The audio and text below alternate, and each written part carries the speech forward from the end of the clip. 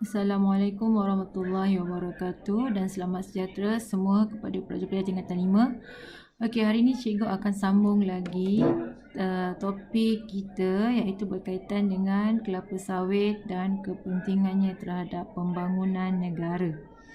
Okey, jadi dekat sini kita akan belajar tentang struktur buah kelapa sawit. Kemudian kita lihat proses pengekstrakan minyak kelapa sawit daripada buah kelapa sawit. Kemudian kita lihat nutrisi dalam minyak kelapa sawit dan juga menerangkan aktiviti penyelidikan dan pembangunan R&D tempatan ke atas minyak kelapa sawit dan seterusnya, mencadangkan potensi kegunaan minyak kelapa sawit. Okey pelajar, jadi sekarang kita lihat yang pertama, kita nak lihat apa ni? Struktur buah kelapa sawit. Kita lihat ini ialah buah kelapa sawit yang telah dipotong. Ini ialah keratan rentas. Kita panggil ini ialah gambar keratan rentas bagi kelapa sawit. Okay, so kelapa sawit ni secara basicnya dia ada 3 bahagian di dalamnya. Okey, yang pertama sekali kita namakan dia sebagai sabut.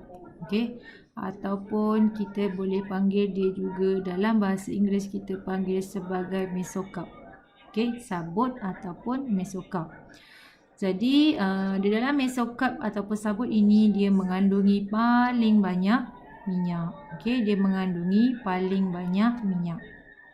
Okey, so itu ialah mesokarp.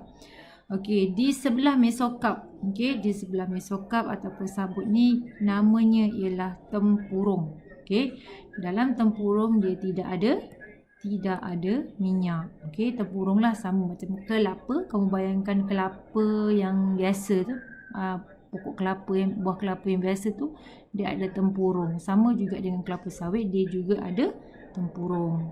Okey, dan dalam tempurung dia tak ada minyak. Seterusnya, yang ketiga namanya ialah isi rong ataupun kernel. Okey, kernel ataupun isi rong ini dia dalam, dekat bahagian sebelah dalam sekali. Ni, dekat bahagian dalam ni, yang ni cikgu lorik kan dia hilang balik ni. Itu kita namakan dia sebagai isi rong. Dan isi rong ini dia ada minyak juga, tapi minyaknya tak banyak. Dia tak banyak. Tetapi minyaknya dia berkualiti.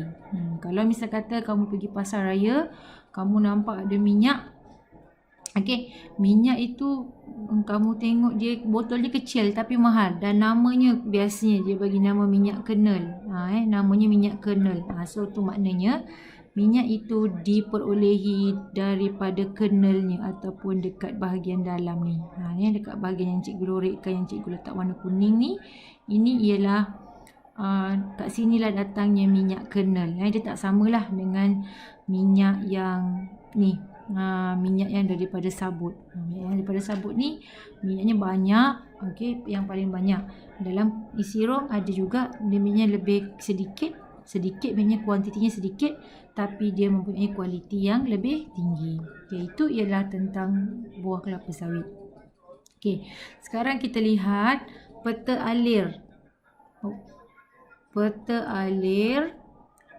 aliran bagi pengekstrakan minyak kelapa sawit. Okey, so kalau siapa yang tak faham maksud pengekstrakan. Okey, pengekstrakan maksudnya ialah pengasingan ataupun pengekstrakan ni dia macam proses mengasingkan. Okey, mengasingkan ataupun mengeluarkan. Mengasingkan ataupun dia mengeluarkan. Itu namanya pengekstrakan.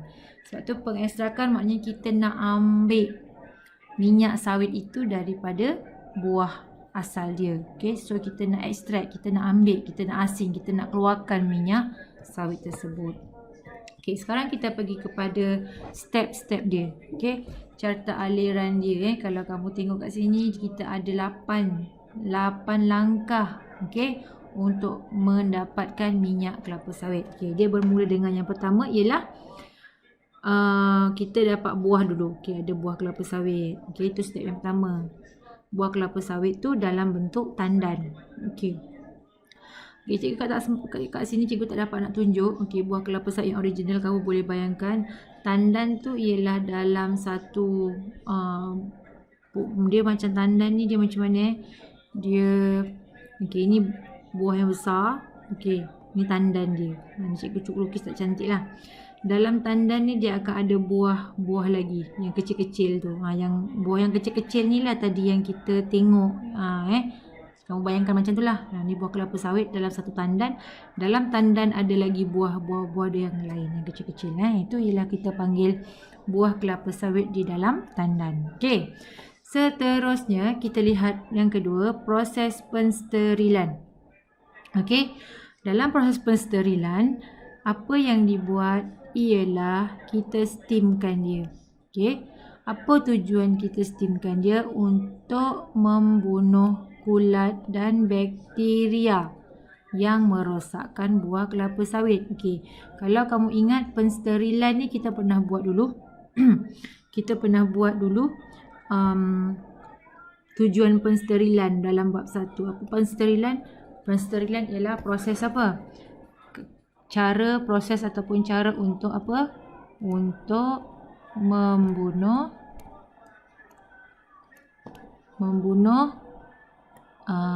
mikroorganisma ataupun yang kita ambil yang membunuh bakteria ataupun virus lah selalunya, sebab dia yang jahat lah selalunya kan, bakteria atau virus. Tapi secara umumnya kita boleh kata untuk membunuh mikroorganisma yang berbahaya. Okey, membunuh ataupun mikroorganisma yang berbahaya. Okey, itu proses pensterilan. Mikroorganisma berbahaya. Okey. Ataupun siapa yang ingat lagi, mikroorganisma berbahaya ni dia ada nama khusus untuk dia, iaitu namanya apa? Namanya ialah patogen. Siapa masih ingat lagi Okey. Seterusnya, okey, pensterilan. Okey, kita steamkan dia dan dalam proses dalam semasa buah ini di-steamkan juga ada tujuan lain selain daripada untuk membunuh kulat dan bakteria. Tujuan lainnya juga ialah untuk melembutkan tandan buah kelapa sawit. Okey, supaya apa? Supaya kita boleh pergi pada step yang ketiga, iaitu untuk memudahkan penanggalan buah kelapa sawit daripada tandannya. Itu tujuannya steam. Yang pertama untuk steril, membunuh kulat dan bakteria. Yang kedua untuk melembutkan tandan buah kelapa sawit itu. Okey, so itu tujuannya. Seterusnya yang keempat, proses pencernaan. Apakah itu pencernaan?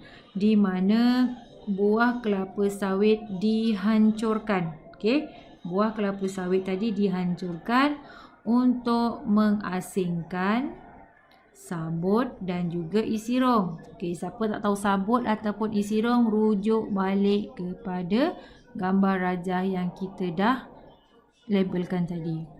Okey, seterusnya pergi pada yang kelima, kita pergi pada proses pengekstrakan sabut. Pengekstrakan sabut, ingat lagi tak sabut yang mana? Sabut ialah bahagian yang paling luar sekali. Okey, jadi kita ekstrakkan sabut tadi. Okey, pengekstrakan sabut tadi kita mampatkan. Okey, mampatkan sabut tadi menggunakan penekan skru atau penekan hidrolik. So tujuannya ialah untuk mengeluarkan minyak. Macam kamu bayangkan kamu ada buah tebu, macam itulah kamu ada buah tebu, kemudian buah tebu tu kamu masukkan dalam mesin tebu tu. Tujuannya apa? Untuk mendapatkan air tebu.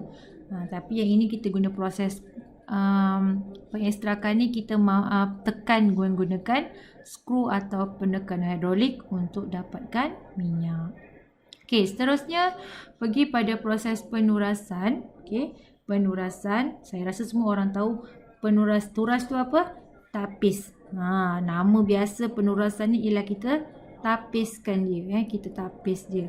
Okey.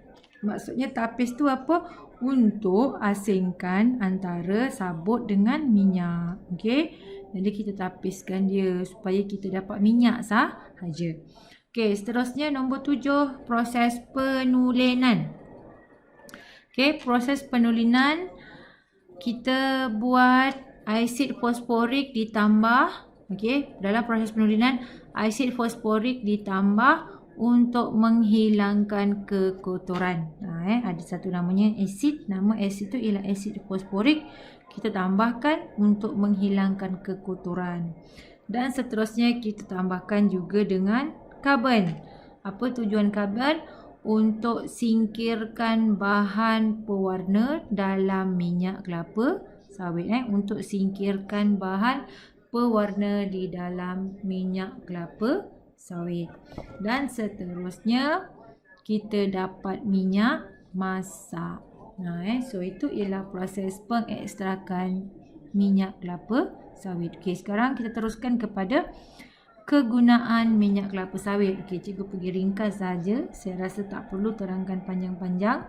Okey, minyak kelapa sawit yang pertama sekali tujuan utamanya untuk digunakan sebagai minyak masak. Itu ialah kegunaan utama dia lah. Sebelum ni memang tujuan minyak kelapa sawit untuk dapatkan minyak masak. Tapi selepas tu dia telah mencari apa potensi-potensi lain yang boleh dibuat daripada minyak kelapa sawit. Okey, itu yang pertama, minyak masak. Yang kedua, dijadikan sebagai minyak pelincir. Ini semua orang tahu minyak pelincir selalu digunakan dalam kenderaan. Seterusnya coklat dan juga aiskrim. Semua orang pun tahu coklat dan aiskrim tu apa. So kita gunakan minyak kelapa sawit untuk hasilkan coklat dan aiskrim. Seterusnya untuk hasilkan lilin. Dan seterusnya untuk hasilkan cat dan juga dakwat. Dan juga digunakan untuk membuat sabun dan krim mandian. So itu antara kegunaan minyak kelapa sawit. Okey. Sekarang kita pergi pada khasiat minyak kelapa sawit. Okey, yang pertama, dalam minyak kelapa sawit ada vitamin A. Jadi semua orang tahu apa kegunaan, apa kebaikan vitamin A. Yang pertama, dia ialah baik untuk penglihatan dan juga untuk paru-paru. Yang kedua, khasiat dia meningkatkan kolesterol berfaedah ataupun namanya ialah HDL. Meningkatkan HDL. HDL ni nama panjang dia. Ni HDL nama singkatan. HDL nama panjang dia ialah High Density Lipoprotein. Okey, High Density Lipoprotein. Okey, itu ialah antara kandungan minyak kelapa sawit. So minyak kelapa sawit ni ingat tak, di atas kita dah belajar dia ialah sejenis lemak tak tepu. Kita silap pen pula. Okey, dia ialah sejenis lemak yang tak tepu. Maknanya apa? Dia dalam bentuk cecair. Dan apa lagi kebaikannya? Dia dapat mengurangkan kolesterol yang berbahaya ataupun LDL. Kalau HDL high density lipoprotein, LDL pula ialah low density lipoprotein. Jadi yang baik ialah HDL. LDL ni kita namakan dia sebagai kolesterol jahat. HDL ialah kolesterol baik. Okey, so cikgu labelkan kat sini. Dia adalah kolesterol baik. Kolesterol yang baik. LDL pula ialah kolesterol jahat. Okey, kolesterol yang jahat. So dalam badan kita kena pastikan ada banyak kolesterol baik ni. Kolesterol baik selalunya datang daripada lemak tumbuhan. Kolesterol jahat dia datang daripada lemak haiwan. Okey, seterusnya, apa lagi khasiat minyak kelapa sawit? Di dalamnya ada vitamin E ataupun tocopherol. Okey, vitamin E ataupun tocopherol. Okey, so apa kegunaannya? Apa khasiatnya, apa kebaikannya? Dia ialah pengantioksidan. Kat sini tak ada N guys tu pengantioksidan, dan dia boleh mencegah kanser. Okay, so itu antara kebaikannya, khasiatnya. Dan seterusnya, dia mengurangkan kecenderungan pembekuan darah dalam arteri. Itu ialah khasiat minyak kelapa sawit. Okey. Seterusnya, cikgu pergi kepada aktiviti penyelidikan. Okey, aktiviti penyelidikan minyak kelapa sawit oleh Lembaga Minyak Sawit Malaysia ataupun MPOB. Nama lembaga ataupun nama pertubuhan yang membuat penyelidikan minyak kelapa sawit ialah MPOB. Dalam bahasa Melayunya, Lembaga Minyak Sawit Malaysia. Dalam bahasa Inggeris, dia panggil Malaysian Palm Oil Board. Okay, so MPOB. Okay, sekarang kita tengok. Okay, apa di aktiviti penyelidikan minyak kelapa sawit ini. Okey, kita lihat yang pertama sekali. Okey, penanaman. Okey, peringkat yang pertama ialah peringkat penanaman.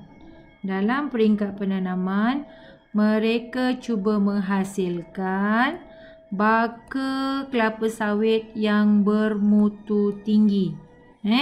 Baka ni apa? Baka ni macam keturunan lah. Baka yang baik.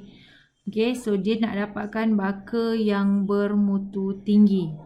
Yang kedua, menyelidik cara penanaman yang betul, penggunaan baja, mengawal perosak dan juga penyakit. So, mereka cari cara macam mana supaya kita dapat kawal serangga perosak, kawal penyakit, cara penanaman yang betul dan penggunaan baja yang betul. Okay? Itu daripada peringkat penanaman. Seterusnya ialah peringkat pemprosesan. Okay? Dia membuat penyelidikan macam mana nak mengekstrak dan memproses dengan lebih efektif. Okay.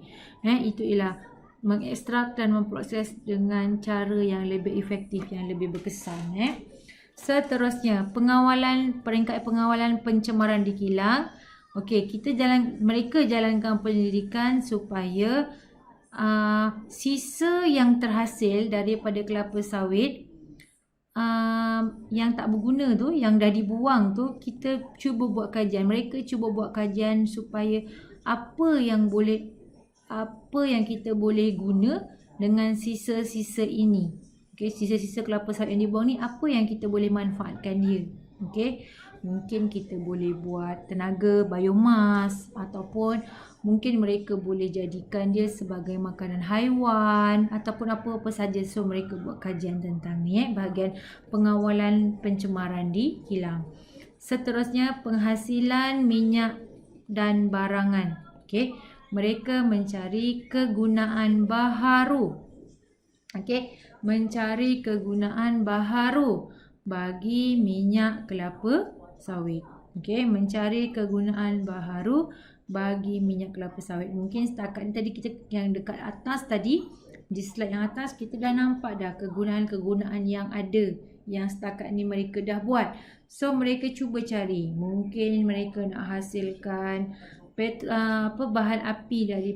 bahan api kenderaan daripada minyak kelapa sawit, ataupun apa-apa sahaja apa-apa sahaja kegunaan yang boleh digunakan ataupun boleh dimanfaatkan daripada minyak kelapa sawit. Okey, so cikgu dah selesai dengan topik yang ini. Okey, jadi hari ni topiknya pendek saja. Okey, pesanan cikgu, diharap di rumah kamu boleh buka slide yang cikgu buat, buka video yang cikgu buat.